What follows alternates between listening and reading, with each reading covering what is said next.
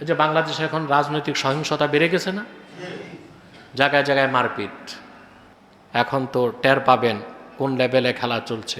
এই কাজগুলো যারা করছে সবাই তো শিক্ষিত, হায়ার এডুকেটেড, উচ্চশিক্ষিত, বিশ্ববিদ্যালয়ের ছাত্র, কিন্তু সন্ত্রাস, সহিংসতা, বিশৃঙ্খলা, উচ্ছৃঙ্খলা, পাশবিকতা, দুষ্টামি, ইতর স্বভাবে তারা পশুদেরকেও হার মানাচ্ছে। আমাদের দেশে অভাব কি?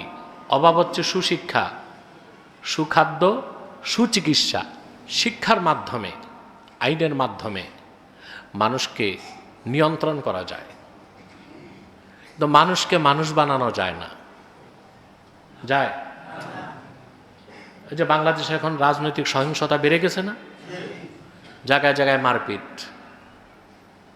খেলা তো উঁচু লেভেলে চলতেছে, আপনারা তো বুঝতেছেন না। এগুলো 2 বছর আগে, 18 মাস আগে, 16 মাস আগে আমি বলে আসছি। এখন তো টের পাবেন কোন লেভেলে খেলা চলছে। এই কাজগুলো যারা করছে সবাই তো শিক্ষিত, হায়ার এডুকেটেড, উচ্চশিক্ষিত, বিশ্ববিদ্যালয়ের ছাত্র, কিন্তু সন্ত্রাস, সহিংসতা, বিশৃঙ্খলা, উচ্ছৃঙ্খলা, পাশবিকতা, দুষ্টামি, ইতর স্বভাবে তারা পশুদেরকেও হার মানাচ্ছে। শিক্ষা তো তাদেরকে সৎপথ উদ্বুদ্ধ করে নাই, কারণ যে শিক্ষা শিখছে ওটা সুশিক্ষা না, পশ্চিমা শিক্ষায় শিক্ষিত হয়েছে। আমাদের দেশে অভাব কি? অভাব হচ্ছে সুশিক্ষা, সুখাদ্য, সুচিকিৎসা। 3টারই অভাব আছে। আপনি ভালো হসপিটালে যদি যান, জায়গা জমিন বিক্রি করে ট্রিটমেন্ট নিতে হবে, তাহলে মোটামুটি সুচিকিৎসা পাবেন। আর নারায়ণগঞ্জের 200 শয্যা হাসপাতাল, ওখানে যদি যান তো সুস্থ মানুষ অসুস্থ হয়ে যাবে। পুরো হসপিটালকে একটা আবর্জনার বাগার বানায় রাখছে। এটা হসপিটাল? এটা যে বিদেশ থেকে মানুষ এসে বলে এটা হসপিটাল, তাহলে তারা মনে বলবে আত্মহত্যা করতে আর কোথাও যাওয়ার দরকার নাই, এখানে ঘুমালেই চলবে কয়েকদিন। তা আপনাদের সুচিকিৎসার অভাব, সুখাদ্য নাই। সুখাদ্য, সব খাদ্যে ভেজাল। এখন দেখা যাচ্ছে সব খাদ্যে পাওয়া যাচ্ছে মাইক্রোপ্লাস্টিক, দেখছেন না? ভোক্তা অধিকার আসে, খাজনা থেকে বাজনা বেশি, ভিডিও ক্যামেরা সব থাকে। 1% অপরাধ ধরে, ভিডিও ফুটেজ ছড়িয়ে যায়, ভোক্তা অধিকারের ম্যাজিস্ট্রেটের সুনাম হয়, কাজের কাজ। ওরা ফাইন দিল, জরিমানা দিল, আবার যেই সেই। তো সুচিকিৎসাও পান না, সুখাদ্যও পান না। সবচেয়ে বড় হচ্ছে সুশিক্ষা, এটাও তো নাই। আছে? তাহলে শিক্ষিত হলেই হবে না, সুশিক্ষা লাগবে। যে শিক্ষার মূল ভিত্তিটা তাকওয়া, যে শিক্ষা মানুষের অন্তরে আল্লাহর ভয় জাগ্রত করে, যে শিক্ষা মানুষের অন্তরে পরকালীন জবাবদিহিতার আবেগ সৃষ্টি করে, যে শিক্ষা মানুষকে শিখায় এই পৃথিবীর জীবনটাই তোমার জন্য ইতি টানবে না, আখেরাতে তোমাকে আল্লাহর সামনে হিসাব দিতে হবে, এইরকম শিক্ষায় শিক্ষিত মানুষ খুন করবে? কথা বলে। চুরি করবে? দুর্নীতি করবে? অন্যেরটা লুটে খাবে? এদেশের প্রতিটি মানুষের স্বপ্ন এদেশটা ইসলামী রাষ্ট্র হোক। আমি মনে করি ইসলামী রাষ্ট্র হওয়ার আগে ইসলামী শিক্ষাটা 100% হোক, তাহলে কোনো একদিন দেশটা ইসলামী রাষ্ট্র হবে। আর যদি শিক্ষা ব্যবস্থাই থাকে পশ্চিমা ধাঁচে শিক্ষা ব্যবস্থা, তাহলে আমরা ভালো কর্মকর্তা পাবো না, ভালো অফিসার পাবো না, ভালো বিসিএস ক্যাডার পাবো না, সব পাবো করাপ্টেড, দুর্নীতিপরায়ণ, ঘুষখোর। ঠিক কিনা? আর প্রচণ্ড অপরাধ প্রবণতায় যারা ভুগে, তারা কখনো এই দেশ ইসলামী রাষ্ট্র হোক এটা চায় না। কারণ তারা জানে তখন চুরি করতে গেলে হাত কাটা হবে, জেনা করলে হদ প্রয়োগ হবে, পরেরটা মেরে খেলে দোররা, ঠিক কিনা? খাদ্যে ভেজাল করলে দোকান ক্লোজ। এই জন্য ওই দুষ্ট প্রকৃতির মানুষগুলো যখন রাষ্ট্রের দায়িত্বপূর্ণ পদগুলো নিয়ে নেয়, শরিয়া রাষ্ট্র প্রতিষ্ঠার ক্ষেত্রে তারাই সবচেয়ে বড় বাধা সৃষ্টি করে। আর ইসলামী আকায়েদে বিশ্বাসী, খেলাফায় বিশ্বাসী, শরিয়া রাষ্ট্রে বিশ্বাসীদের সাথে রাষ্ট্রপক্ষের এক শীতল যুদ্ধ চলে। কি চলে? এটারে স্নায়ু যুদ্ধ বলতে পারেন। কি বলতে পারেন? স্নায়ু যুদ্ধ বলতে পারেন। তাহলে সব কিছুর মূলে কি? আল্লাহর ভয়। কার ভয়? আল্লাহর হাবিব নূর নবীজি মুহাম্মদ মুস্তাফা সাল্লাল্লাহু আলাইহি ওয়াসাল্লাম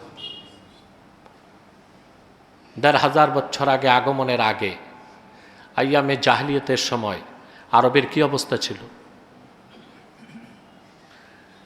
অত্যাচার, খুন খারাপি, মদ পান, জেনা ব্যভিচার, কন্যা সন্তান হত্যা, এমন কোনো অপরাধ ছিল না তারা করতো না। ওই আইয়ামে জাহিলিয়তের সময়ও আরববাসীর মধ্যে কিছু সভ্যতা ছিল। কি ছিল? কিছু ভালো কাজ ছিল, যেমন তারা অতিথিপরায়ণ ছিল। এমন ইতিহাসও আছে, পিতার হত্যাকারী কারো বাড়িতে আশ্রয় নিয়েছে, আশ্রয়দাতা জানলো তার পিতার হত্যাকারী তার কাছে, অতিথি হিসেবে আসার কারণে প্রতিশোধ নিত না, বলতো তোমাকে আমি এত ঘন্টা সময় দিলাম, তুমি চলে যাও, এরপর পেলে আমি তোমার থেকে পিতৃহত্যার প্রতিশোধ নিব।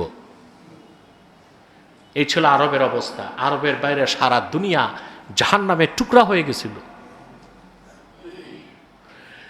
রাসূলুল্লাহ সাল্লাল্লাহু আলাইহি সাল্লাম আল্লাহর পক্ষ থেকে কোরআন নিয়ে আসলেন হেরা থেকে। আরবের জমিন থেকে ইসলামের নূর সারা দুনিয়ায় ছড়িয়ে গেল। যে মানুষগুলোর কাছে খুন খারাপি ছিল নিত্যদিনের বিষয়, মদ পান আর জেনা করা ছিল সামাজিক ক্রেডিট রক্ষার একটা বিষয়, কন্যা সন্তান হত্যা করা যাদের নিত্য নৈমিত্তিক ব্যাপার ছিল, প্রত্যেকটি মানুষ সুবহানাল্লাহ আল্লাহর হাবিবের কদমের ছোঁয়া পেয়ে প্রত্যেক মানুষ সাহাবীর মর্যাদা লাভ করলেন।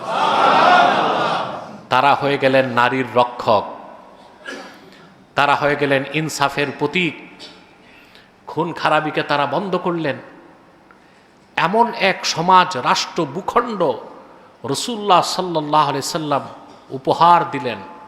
সুবহানাল্লাহ। কোন নারী তার চরিত্র হনন হবে কিনা শঙ্কায় পড়তো না। বুখারী শরীফের হাদিস, রাসূলুল্লাহ সাল্লাল্লাহু আলাইহি ওয়াসাল্লাম আদি ইবনে হাতিমকে বলেছিলেন যে তুমি দেখবে এমন একটা সময় আসবে বেঁচে থাকলে, আমার উম্মতের একজন রমণী নারী তার তাহিলু মিনাল হেরা হাত্তা তাতুফাল কাবা লা তাখাফু আহাদান ইল্লাল্লাহ। আমার উম্মতের একজন নারী ইয়ামানের হেরাত থেকে একাই কি উঠের পিঠে সোয়ার হয়ে আল্লাহর ঘর কাবা তোয়াফ করবে, আল্লাহ ছাড়া কাউকে সে ভয় করবে না, ভয় করার দরকার হবে না। সুবহান। হযরত আদি বলেন, আমি একদিন কাবার সামনে দাঁড়িয়ে আছি, দেখলাম দূর থেকে মরুভূমির বুক চিরে একটি বাহন আসছে।